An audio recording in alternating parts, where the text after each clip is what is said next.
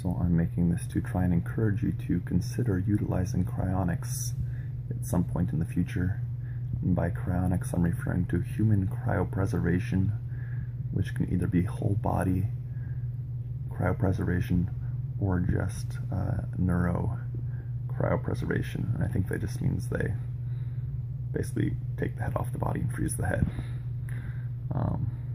The Alcor Life Extension Foundation is the organization that I believe is sort of the most prominent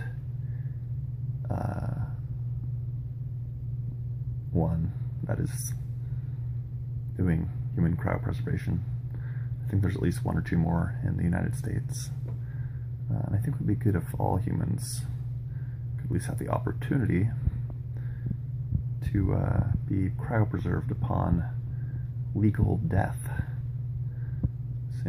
So, the hope is, in theory, that if one is cryopreserved, then at some point in the future, scientists will be able to revive that individual.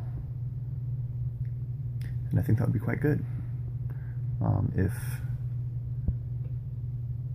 would basically be, again, the organization that I think of first when I think of human cryopreservation is the Alcor Life Extension Foundation, and they call it the Life Extension Foundation, because the hope is, again, to reiterate that, to freeze the person upon legal death, and then to revive them so they can keep on living at some point in the future, which might be, 50 years in the future, 100 years in the future, 1,000 years in the future, maybe 100,000 years.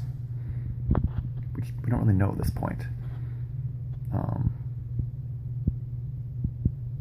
So yeah, if you can afford it, and I've actually heard it's more affordable than most people would think, but do your own research.